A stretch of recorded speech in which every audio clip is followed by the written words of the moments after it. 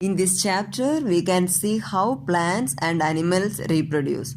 So, for all plants and animals, there is certain lifespan. That is, the time period between the birth to death is called the lifespan. Here, first birth will take place. After that, the organism will start to grow. Then it will reproduce. Then for animals, aging will occur, and for plants, it will senescence will take place. And finally, all the organism will die. All these phases will take place in all organisms. Here we are going to see about the reproduction. So, reproduction is the process by which the living organisms produce the offspring in its own type. So, we can see how the plants will reproduce. So, for that, vegetative, asexual and sexual, three methods are there. So normally how the plants will grow. So for that we will use to sow seeds, then we have to supply sufficient water, then it should get enough sunlight, then only it will start to grow into a new plant. This will happen if the plants produce viable seeds. So if they can't, means what will happen? So for that, vegetative reproduction. So vegetative reproduction is the method of growing plants without the help of seeds. That is the vegetative reproduction. So vegetative reproduction is the formation of new plants with the help of vegetative parts of the plant. So what are the vegetative parts? They are the stem, root, leaf, bulbils. These are all the vegetative parts, and now we can see about this one by one. First is the stem. So in plants like runners, the stem will grow horizontally along the surface of the soil, and the stem will have nodes and internodes. When these nodes touches the soil, it will grow into a new plant. When the connection with the parent plant is broken, the new plant will start to grow independently. The next is the leaf. The very famous example for the vegetative reproduction is leaf is found in the plant bryophyllum, and the leaves contain notches, and in these notches of these leaves the small plantlets will grow. After a certain time, the leaf will feel like heavy and it will fall down, and the small plantlets will start to grow into new plants. Next we can see how roots are involved in reproduction. So we can take the example as the sweet potato. Here it was irregular in shape. These roots are irregular in shape, and these roots has buds which are called as radical buds. From that buds, new baby root like structure will arise, and from there arise new plants. Thus new plants is formed with the help of the root. Next is the bulbils. In some plants, the flower buds modified into globose. Globose is, it is globe-like structure or spherical in shape, which is called as bulbils. When they fall on ground, it will grow into new plants.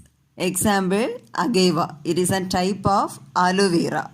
So these are all how the vegetative part of the plant involved in reproduction. And next is the other types of vegetative reproduction. So we can see about these. The types are fragmentation, fission, budding and regeneration. First we can see fragmentation. So for fragmentation we can take the example Spirogyra. This Spirogyra is an green algae. When Spirogyra matures and ready to reproduce, it will split into many pieces or fragments, and each of these fragments will start to grow into the new Spirogyra. This is the fragmentation. The next is the fission. We can take the example amoeba for fission. Here the parent amoeba cell will divide into two daughter cells. So two daughter amoeba will produce from one parent amoeba, and it will develop into new organism. So from one parent, two daughters has formed, and from two daughters, four daughters will form. So this is the fission, and the example is amoeba. The next is the budding. Here the formation of daughter from the parent through a small projection of bud. So the parent cell will remain the same, and from the parent the small projection of bud will occur, and that bud will form into the daughter cell, that is the budding, and the example is yeast. And the next is the regeneration. So for regeneration, if the lost body part of an organism has the ability to grow into a new whole organism, it is said to be regeneration. So if the organism lost its body part, and from the lost body part, if the organism can able to produce the new daughter organism, that is the new whole organism, that is said to be regeneration. Example, hydra, planaria and starfish. These are all the examples for regeneration. These all are about the vegetative reproduction. Next we can see about the asexual reproduction. In asexual reproduction, the offspring will form without the formation or fusion of gametes. Gametes is the egg and the sperm. So here the egg and sperm will not get formed or will not get fused in the formation of the offspring, and the offspring will be the exact copies of their parents. And this asexual reproduction will commonly found in bacteria and the fungi. Now we can see the asexual reproduction in the fungi, rhizopus.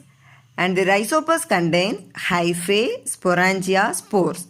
These hyphae are the non-reproductive part and sporangia is the reproductive part. And the spores will be present inside the sporangia with minute nucleus and small amount of cytoplasm. And when this rhizopus, that is the fungi, when it matures, the sporangia will burst and releases the spores in the air. When the spores found a moist surface, it will start to grow into a new rhizopus. This rhizopus we can see commonly in the bread. These are all about the asexual reproduction. So in today's class we saw about the vegetative reproduction and asexual reproduction in plants. In the next video we can see about the sexual reproduction in plants.